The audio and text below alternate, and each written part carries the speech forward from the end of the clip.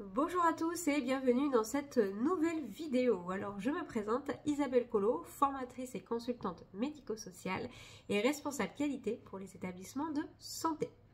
À travers cette nouvelle vidéo, nous allons parler bien évidemment de la fin de vie avec un sujet bien spécifique, assurer une prise en charge de la personne en fin de vie à travers bien évidemment différentes étapes. Dites-vous bien que cet accompagnement, il est spécifique. Vous devez, vous, en tant que professionnel de la santé, avoir des capacités d'adaptation, d'observation, d'analyse, d'anticipation. Et chaque accompagnement en fin de vie que vous allez devoir faire sera unique, car il sera bien évidemment adapté au rythme de la personne, à son histoire, à sa relation aussi avec la famille et le lien que vous allez créer directement avec votre patient. Si on parle bien évidemment dans un premier temps des soins palliatifs, qu'est-ce que les soins palliatifs? Ils constituent différentes étapes. Beaucoup d'intervenants, c'est ce qu'on va appeler une approche pluridisciplinaire qui va permettre des soins beaucoup plus spécifiques, adaptés pour la personne effectivement qui est atteinte de maladies graves et incurables. On va suivre effectivement différentes étapes, différents protocoles qui vont amener à des situations qui vont permettre d'adoucir les fins de vie de la personne, d'adoucir son temps, d'adoucir sa douleur, qu'elle soit physique, psychologique.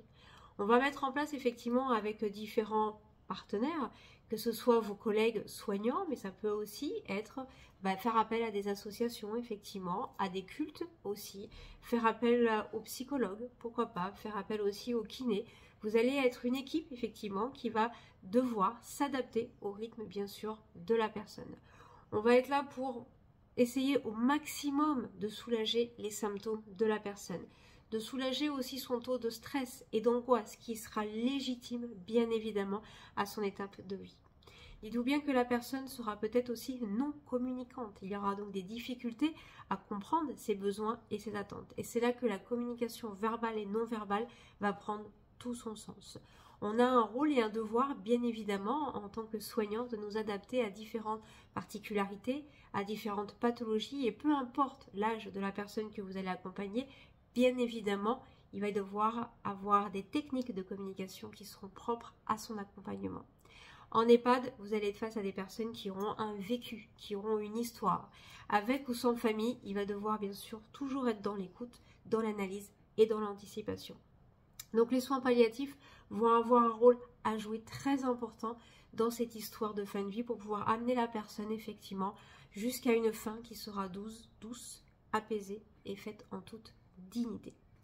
Ce qu'on appelle les soins de fin de vie, bien sûr ça comprend les soins palliatifs, mais ça comprend aussi les soins de confort. Il va falloir vous adapter directement à son rythme et on sait très bien qu'une personne qui arrive en fin de vie, elle sera très fatiguée, ne serait-ce que des fois de vous parler si elle en a encore les capacités, ne serait-ce que de la mettre en position, ne serait-ce que semi-assise, ça peut énormément la fatiguer et des nombreuses douleurs bien évidemment vont pouvoir s'intensifier également. Il va donc falloir faire preuve bien sûr de douceur pour ramener tous ces éléments de confort, ne serait-ce que du soutien psychologique bien évidemment, mais tout l'aspect social et spirituel va aussi prendre tout son sens. Le but n'est pas de forcer la personne à s'asseoir, mais d'amener des soutiens, d'amener des outils techniques ou humains pour pouvoir effectivement adapter la prise en charge de la personne en fonction de son état de santé, qu'il soit physique ou psychologique. En EHPAD, bien évidemment, on peut mettre en place ce qu'on appelle les soins palliatifs. Il peut y avoir des équipes à part, ce qu'on appelle les unités mobiles de soins palliatifs qui peuvent se déplacer. Mais effectivement, en EHPAD, il peut y avoir tout un circuit qui se met en route et qui s'enclenche effectivement pour que le patient devienne sa prise en charge unique et qu'on puisse établir un protocole en suivant ses besoins et ses attentes. Le concept donc des soins palliatifs, c'est de privilégier l'approche globale du résident. Le patient devient l'acteur principal de sa prise en charge. Il vous parlera certainement de ses angoisses, il vous parlera certainement effectivement de la peur de mourir, la peur aussi de souffrir. Les statistiques effectivement le disent qu'aujourd'hui la plus grosse angoisse qu'une personne peut avoir quand elle est consciente de son état de santé et que malheureusement elle sait très bien qu'elle a une maladie incurable et que ses jours, voire ses heures sont comptées, la plus grosse angoisse que la personne va avoir, c'est la peur de souffrir. Oui, on a la peur de savoir qu'est-ce qui peut se passer derrière parce que personne n'a de réponse concrète, mais c'est surtout la peur de souffrir, d'avoir mal. Donc nous, en tant que soignants, on doit bien évidemment prendre en considération tous ces aspects-là. Comme je vous le dis, qu'ils soient physiques ou psychologiques, on doit accompagner au mieux la personne en fonction de ses difficultés qu'elle peut avoir. Donc au niveau de la prise en charge de la douleur physique, tout résident qui dit avoir mal quelque part, et peu importe où il a comme douleur, parce qu'on sait que plus la personne va avancer dans l'âge, plus il sera plus difficile pour elle effectivement de cibler concrètement sa douleur.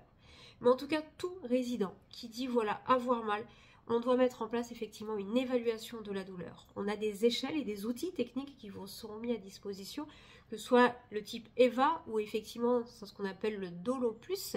Si la personne elle est non communicante, vous aurez ces outils-là à apprendre la maîtrise et à en avoir les capacités pour pouvoir évaluer concrètement, rapidement et anticipant bien évidemment le plus possible le niveau de prise en charge de la douleur physique de la personne. Soyez à l'écoute de ce qu'elle va vous verbaliser, mais soyez surtout dans l'observation de ce que son corps va être en capacité de verbaliser.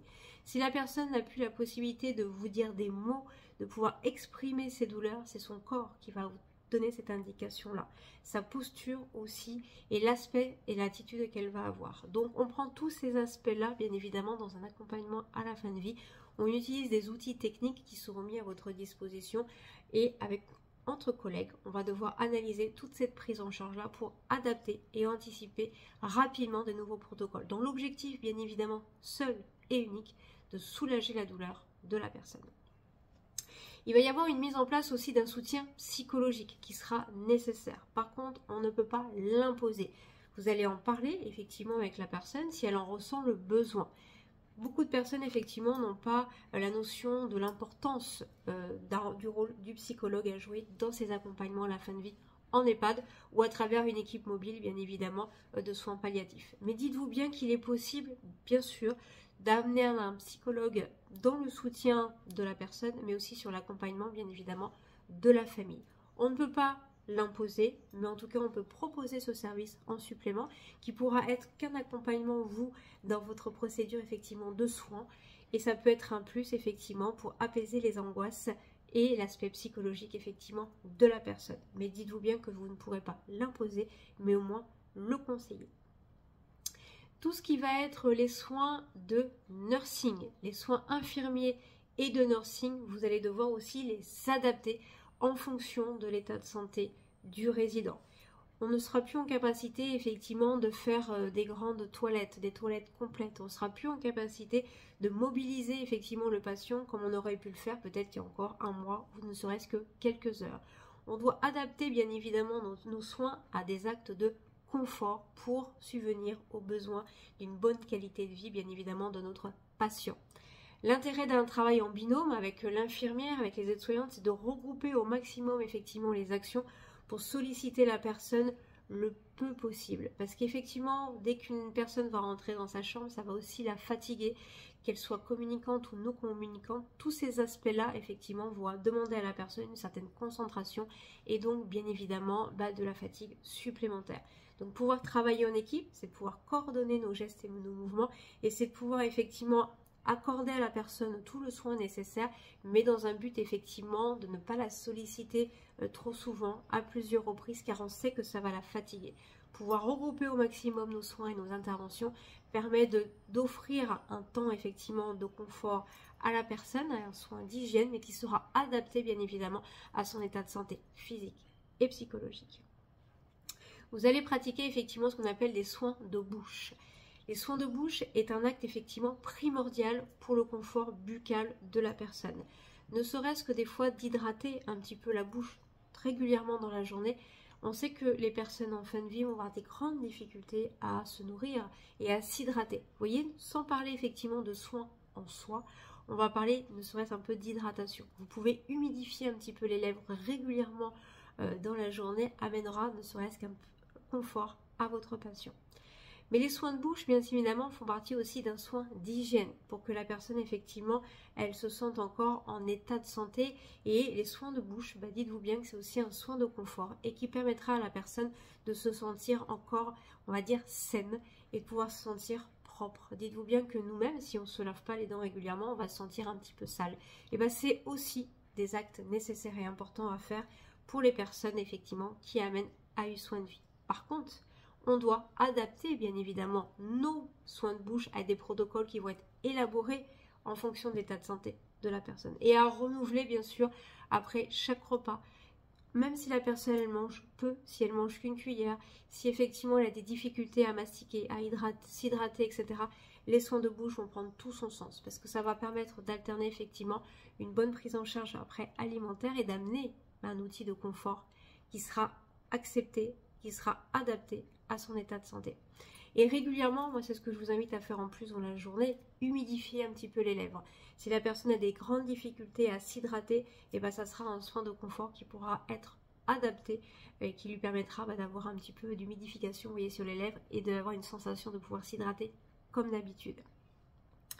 Si on parle de l'alimentation et de l'hydratation, on doit bien sûr respecter les goûts du résident selon son projet de vie. On doit discuter avec lui le plus possible de savoir ses besoins et ses attentes. Privilégier bien évidemment l'alimentation plaisir. On parle beaucoup en fin de vie effectivement de repas thérapeutiques, car le but et l'objectif n'est pas effectivement que la personne elle mange. On sait très bien que ses capacités ne lui apporteront plus les capacités qu'elle pouvait avoir de se nourrir comme avant. Par contre, ne serait-ce que de prendre une cuillère, de pouvoir encore favoriser le plaisir de se nourrir, c'est un aspect psychologique qui va avoir son importance dans son accompagnement à la fin de vie. Donc favoriser bien évidemment ces repas thérapeutiques, ces repas plaisir.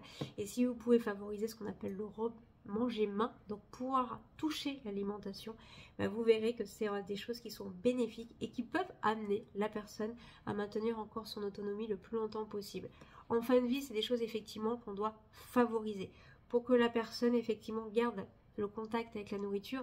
Et comme je le dis très souvent, dans un accompagnement à la fin de vie, ce qui est important, c'est de favoriser les sens. Et le toucher fait bien sûr partie d'un sens.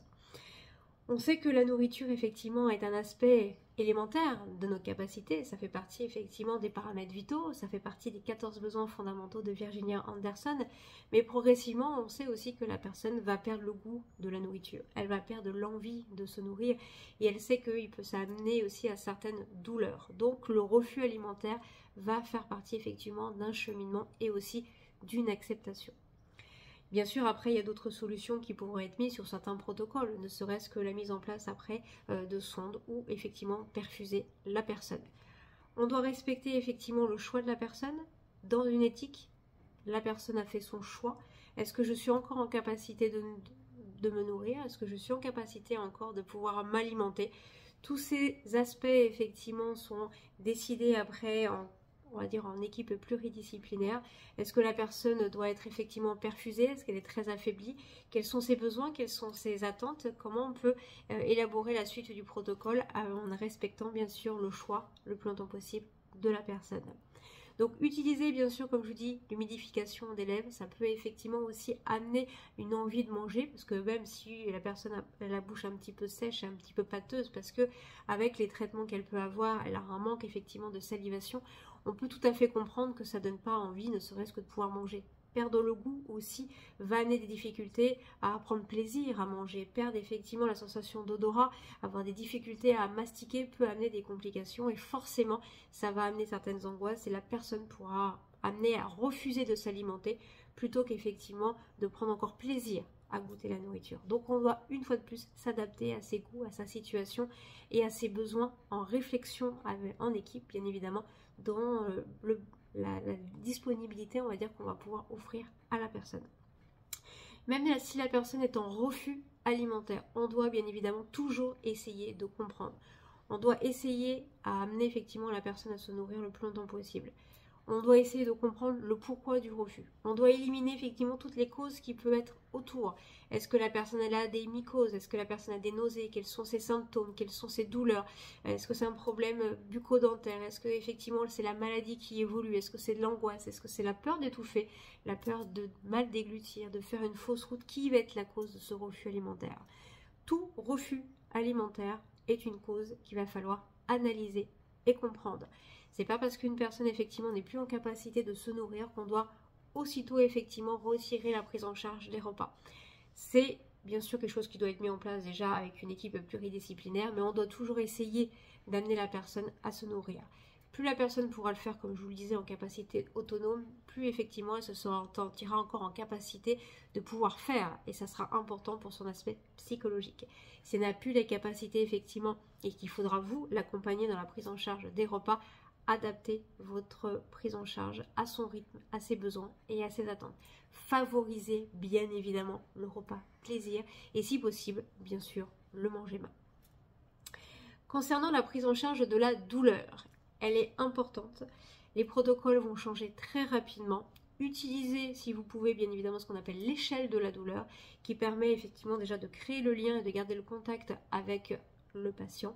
Comme vous le savez, l'échelle de la douleur, c'est entre 0 et 10. On va demander à la personne où elle se situe effectivement dans son échelle de la douleur. On ne peut pas le faire effectivement avec tout type de patient. Une personne qui souffre de troubles psychiatriques ou de troubles cognitifs sévères, notamment la maladie d'Alzheimer et une maladie d'Alzheimer très avancée, on ne pourra pas utiliser cette échelle de la douleur. Par contre, pour d'autres personnes, on prend en considération aussi que certains traitements peuvent amener aussi certains troubles, mais c'est un outil, effectivement, l'échelle de la douleur, qui va être mis en pratique régulièrement, surtout dans les accompagnements à la fin de vie, car notre objectif premier, c'est bien sûr de pouvoir soulager le plus possible et le plus rapidement possible la personne. Donc il va y avoir différentes actions thérapeutiques qui vont être mises en place. Des actions thérapeutiques médicamenteuses et des actions thérapeutiques non médicamenteuses. Les associations peuvent aussi être sollicitées, ne serait-ce pour des groupes de parole, pour des activités ludiques. Les psychologues, comme je vous le dis, font partie aussi de ces procédures non médicamenteuses qui vont être mises en place pour soulager l'aspect physique, psychologique de la personne, pour essayer de comprendre, démêler des fois des histoires de famille et d'apaiser surtout cette fin de vie-là. Dans l'aspect effectivement thérapeutique médicamenteuse, on va retrouver l'aspect, la première, c'est effectivement de pouvoir être en capacité de réduire la douleur de la personne. Donc on va parler bien sûr d'antalgique. Il y a différents niveaux d'antalgique, il y a différents stades bien évidemment qui vont être mis en place. Ça va être élaboré en équipe en fonction de l'échelle de la douleur et en fonction de toutes les actions qui ont pu être mises en place. On va observer la personne, on va essayer de comprendre effectivement comment elle se sent, comment elle anticipe un peu aussi les jours à venir. On va discuter et essayer de comprendre comment la personne elle évolue face à cette fin de vie-là. Les premières choses effectivement qui sont à traiter, la douleur et l'aspect effectivement psychologique. Donc on va parler effectivement d'antalgiques qui vont permettre d'avoir un aspect directement sur la douleur en fonction de ses capacités et du stade de la douleur. On va parler bien évidemment après d'anti-inflammatoires qui seront mis en place en complément d'un protocole déjà établi. Et après, effectivement, il peut y avoir des antidépresseurs, il peut y avoir des antiseptiques qui peuvent être mis en place toujours en complément, bien évidemment, de ces antidouleurs qui vont rester présents et qui vont aussi augmenter avec l'intensité et malheureusement les fins de jour et les fins d'heure qui vont approcher. On va parler aussi de sédation et de sédation profonde. Alors qu'est-ce que c'est que les sédations? Elles sont utilisées pour calmer la personne, à réduire son anxiété.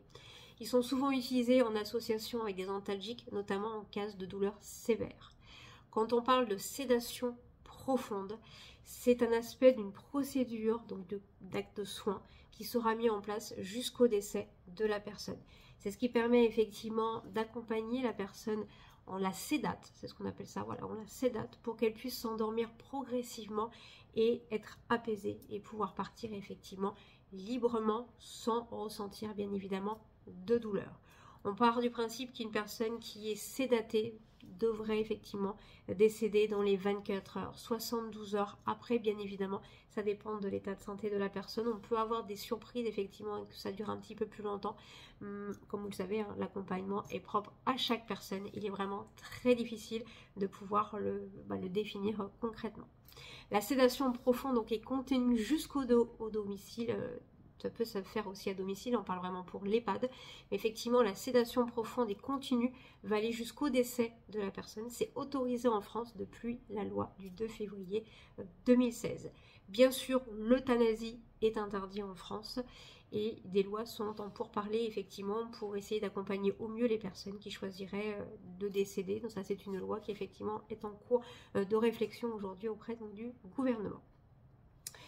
On a parlé effectivement de l'échelle de la douleur, c'est des choses qui vont se faire régulièrement. Dites-vous bien que sur un accompagnement palliatif, les actions de l'échelle de la douleur vont être revues pratiquement toutes les 2 heures.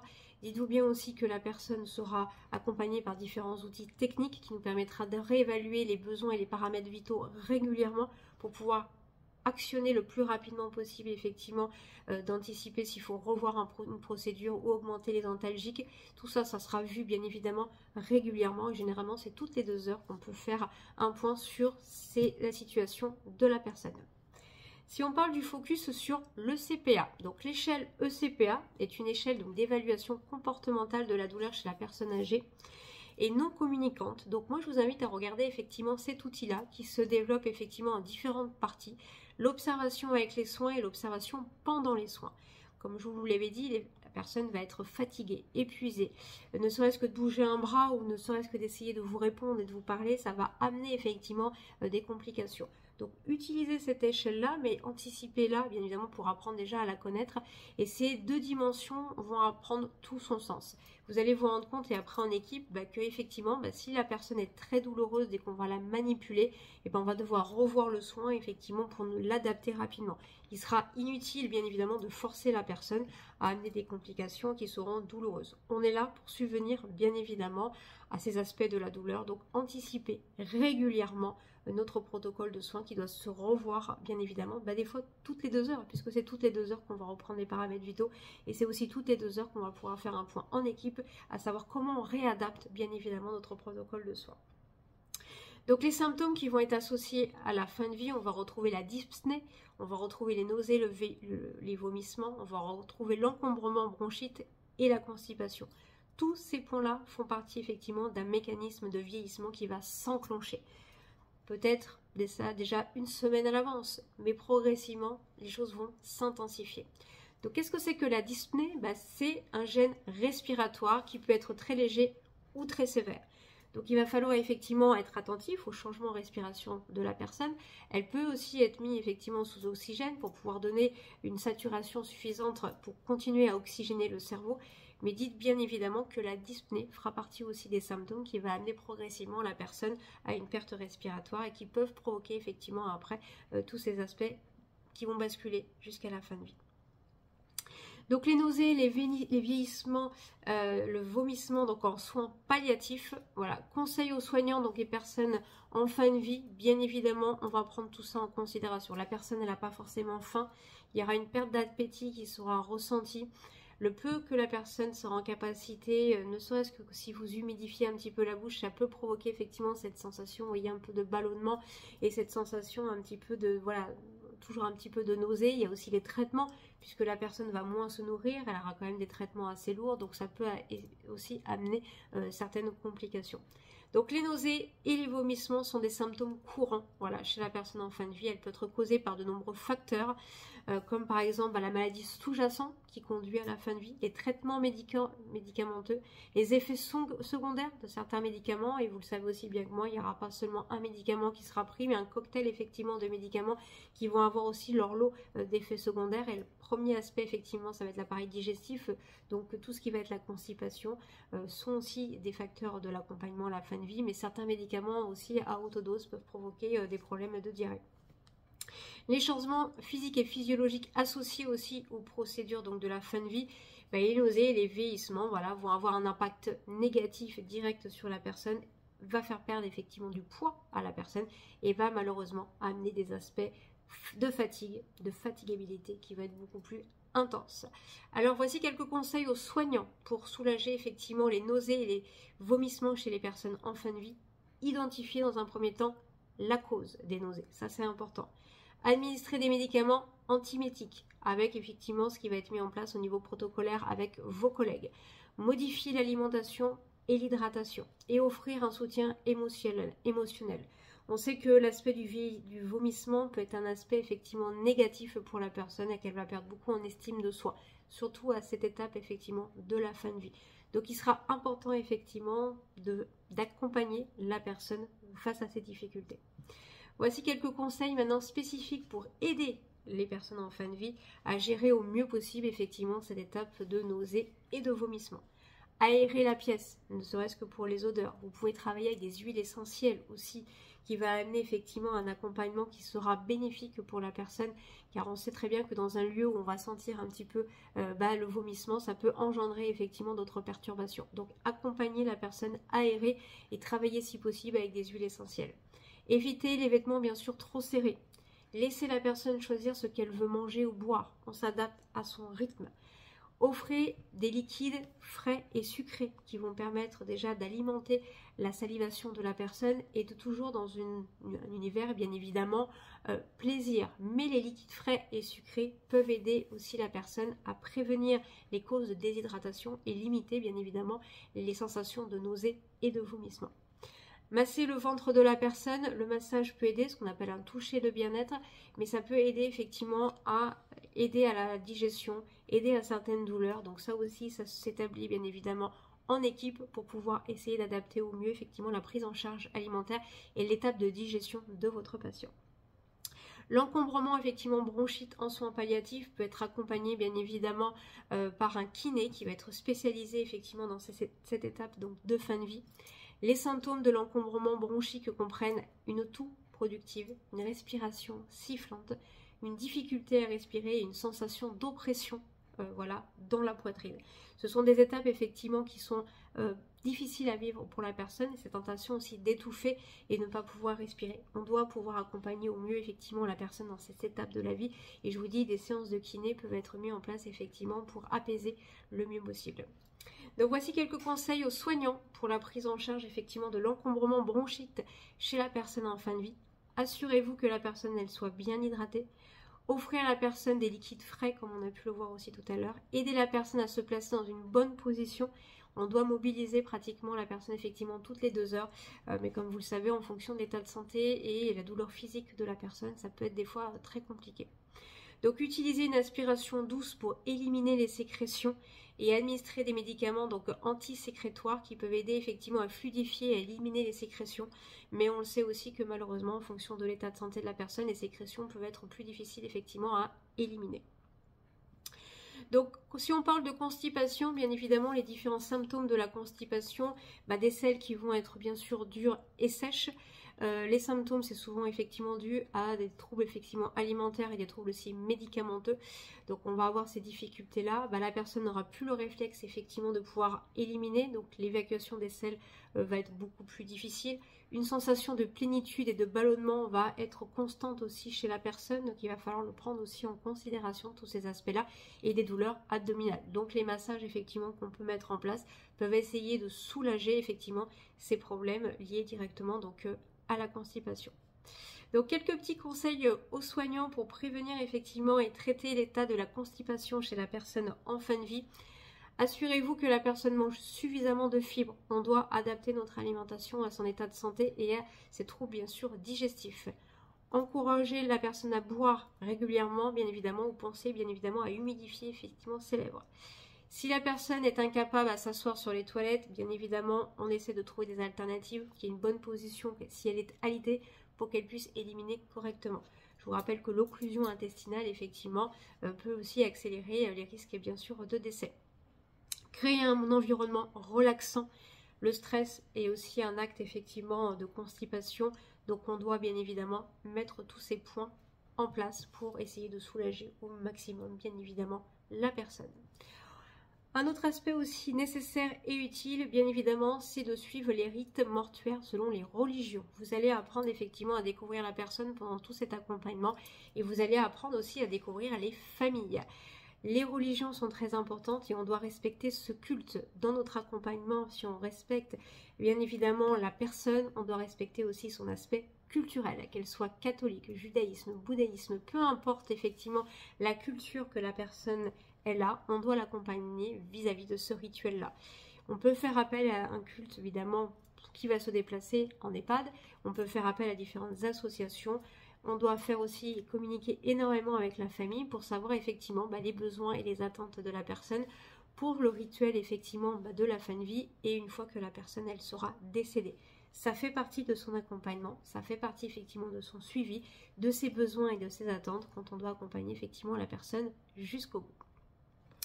Donc le décès, quelques conseils effectivement pour accompagner la personne jusqu'au bout. Une fois que la personne, elle s'en va, son corps commence effectivement à s'endormir définitivement. Le premier geste, c'est de fermer les yeux effectivement de la personne. On pose effectivement un bout de coton humide, chaud, sous les paupières durant le soin. Ça va être utile pour maintenir ce qu'on appelle l'éclose. Après avoir effectué une aspiration de sécrétion, il est souhaitable de mettre en place des prothèses dentaires. Les pratiques actuelles tendent à éviter l'obturation orifice par du coton cardé, sauf en cas de symptômes digestifs majeurs, évitant donc les souillures nauséabondes après l'habillage. On privilégie bien évidemment l'acceptation déjà du corps. On accepte et on essaie de faire comprendre. Des fois, c'est compliqué même pour la famille. Il y a des aspects effectivement émotionnels qui rentrent en compte. Là, malheureusement, ça y est, la personne, elle est partie. Donc, on doit faire en sorte de respecter maintenant son corps jusqu'au bout et jusqu'au départ, effectivement, de la personne de cette chambre. Donc, on a tout un rituel qui va se mettre en place. Il y a des actions protocolaires qui vont être mises en place entre soignants. Et après, bien évidemment, il y a tous ces aspects-là. Comme je vous dis, on ferme les paupières. On essaye de remettre le corps, entre guillemets, en état. Mais c'est ça, en fait. C'est de pouvoir offrir maintenant à la personne la dignité de pouvoir partir et d'être accompagné avec sa famille dans de bonnes conditions. Donc il est préférable soit de caler une serviette roulée, vous voyez, sous le menton, soit utiliser une mentionnaire ou une minaire pour bloquer la mâchoire. On sait que les problèmes de bouche, c'est ce qui est le plus difficile, parce qu'effectivement, selon si l'appareil porte un appareil dentaire ou pas, la mâchoire va être détendue. Donc il faut bien remettre ces aspects-là. C'est aussi agréable pour la famille. Vous avez un rôle à jouer, bien évidemment, dans votre rôle de soignant. C'est que la famille va aussi être présente, va vouloir voir son défunt. Donc on doit effectivement rendre le corps effectivement dans de bonnes conditions pour que la personne soit respectée jusqu'au bout et jusqu'à son départ. Voilà, c'était un petit point effectivement qui était nécessaire à faire. Je vous rappelle bien évidemment le descriptif de cette vidéo qu'on a pu élaborer ensemble. Donc voici le plan, différence entre les soins palliatifs et les soins en fin de vie, la prise en charge au quotidien, la prise en charge de la douleur, les thérapies thérapeutiques employées donc par la douleur, l'échelle de mesure de la douleur. On a parlé aussi des symptômes associés à la fin de vie, des rituels mortuaires selon les religions et du décès. Rappelez-vous qu'un accompagnement à la fin de vie sera unique. Donc vous devez adapter votre accompagnement selon la personne, selon ses besoins, selon ses attentes, mais surtout l'adapter à son histoire de vie et laisser parler votre cœur. C'est un accompagnement à la fin de vie, c'est une posture humaine qu'on va vous demander. Donc soyez le plus humain possible, apprenez à respecter le libre choix de la personne et surtout écoutez-vous et faites mûrir de votre cœur. Je vous souhaite une très bonne formation et je vous dis à très bientôt.